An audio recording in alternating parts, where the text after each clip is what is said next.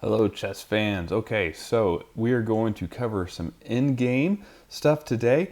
We're going to be looking at bishop and pawn, specifically rook pawn endgames, and the different scenarios you might encounter. I've been wanting to do one of these for a while, and it just so happens that I encountered this in a game very recently, and so this is actually really important.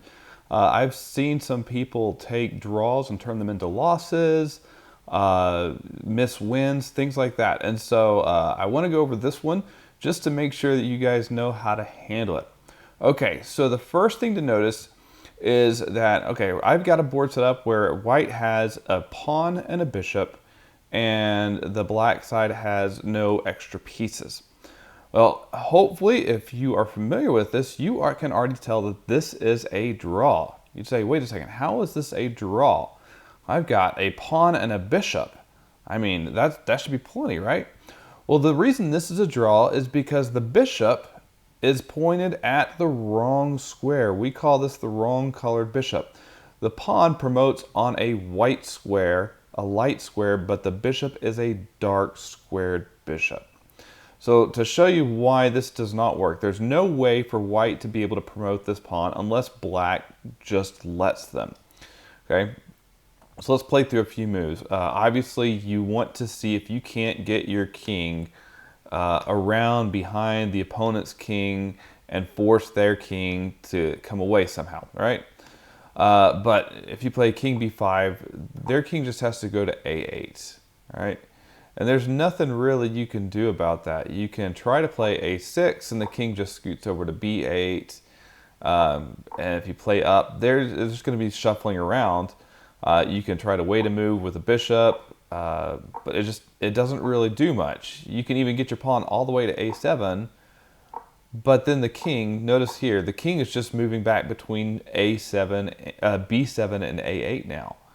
And there's no real way to stop that, because if you ever move your king to a6, for example, that's stalemate, right? So there's nothing that can happen here. You could try to, let's go all the way back here.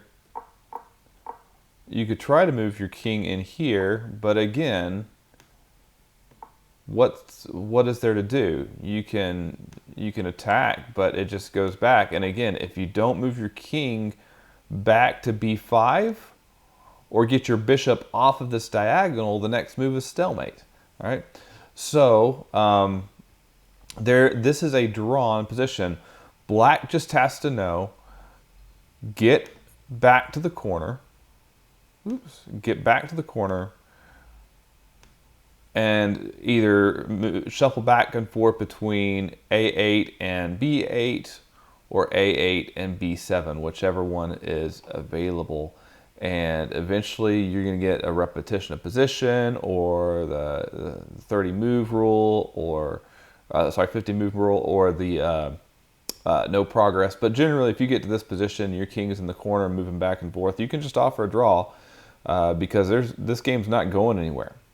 Okay, so let's take a look at what it would look like if the bishop was on the right square. Okay, so notice now this position looks very similar to the last one. The only difference is I've got a bishop on a light square instead of a dark square. So that means the bishop can cover the promotion square of the rook pawn. So to start with, it's going to look the same. You're going to want to get your king connected to your pawn so that the black king can't come up and capture it, because if you lose that pawn, that's a draw too. That's insufficient material. So we got king b5, king a7. Now you can go ahead and put your bishop on that diagonal that guards the promotion square. All right? Because now the only move left for the king is b8.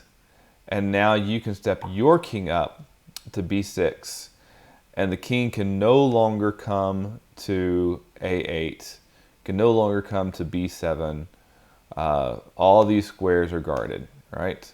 As the king is forced out, allowing the pawn to just waltz up, because there's nothing the king can do to stop it. He can come back to b7, but then it's check, and they have to move out of the way, and we get the queen, And hopefully you should be able to go from here and get checkmate with the king and queen, especially with the bishop's help on the board.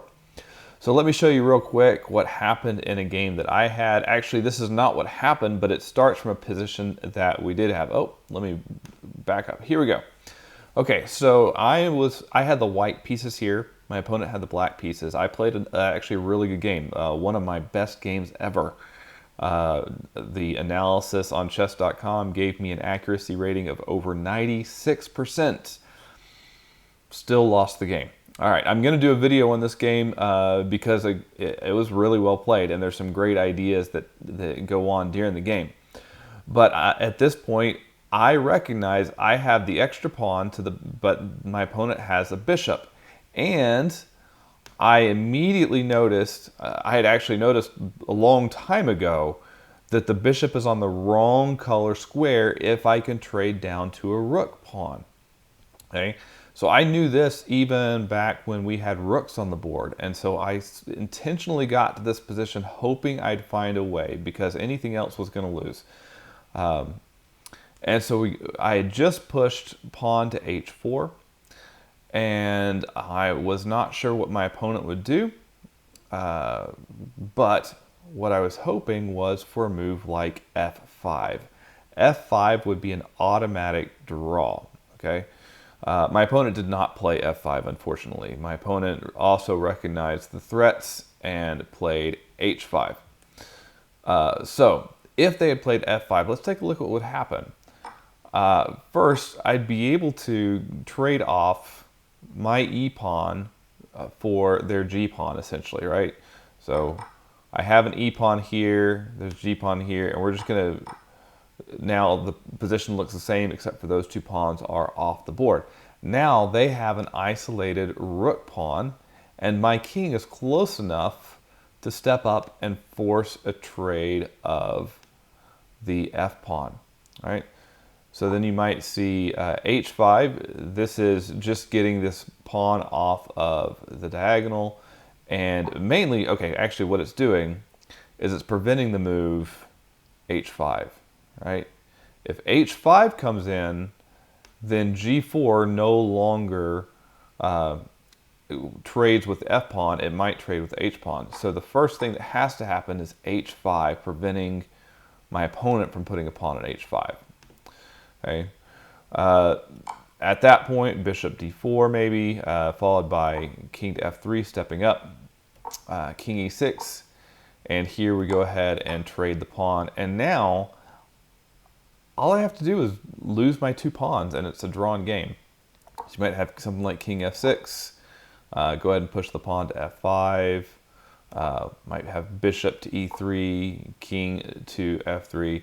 So right now the king can take the pawn, but generally your opponent would try to save the bishop, maybe play something like bishop c1. You can pretend like you're trying to protect the pawn, but you're not really. Bishop h6. The reason they would keep the bishop on this diagonal is to prevent the king from stepping to this square, f4. So the king has to step away and then the pawn falls. But at this point, just run back to the corner, let them take the pawn, and you're good to go. You've got these two squares that you could just keep bouncing back and forth, and they're never going to get this pawn promoted, right? Be a little slow on me. Here we go.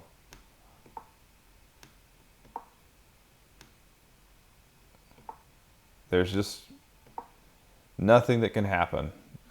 Even if they come off of the square, you're still just bouncing back and forth on these squares. If they were pushed forward, again, just come back. Just stay on h1 and g1. And if they ever move over, you just scoot back, and they can scoot their king back to give you the g2 square again, but they'll never be able to get that pawn push to h1 as long as you just keep going back and forth between these two squares, and that's a draw. Unfortunately, that's not what happened in the game. My opponent played a phenomenal endgame. And it started right here when they played the move h5. Instead, ensuring that I would not get the g4 push in and potentially trade off the interior pawns, which is what I wanted to do. I was fine with letting them keep the h pawn. What I really wanted to do was trade off the other two. Turned out they ended up with a g pawn versus my h pawn, and I tried to set as many traps as I could to get them to shift over to the h file or give me a passed pawn, and my opponent played just spectacularly, and I was never given the chance to come back and get that draw. So I will do a video on that game sometime in the near future because, like I said, that was probably the best game I ever played.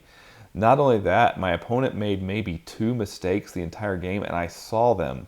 I was even able to tell my opponent about these 2 mistakes, but he only made 2 mistakes. So be looking for that video in the future. In the meantime, remember, if you have a rook pawn and a bishop, you need to have the bishop that is on the same color square as the promotion square for your rook pawn. Otherwise, it is a draw. So if you get in this position like my opponent, you have to recognize that if you've got the wrong colored bishop, you've got to get off of the rook file, okay? You've got to make sure you keep one of your other pawns instead.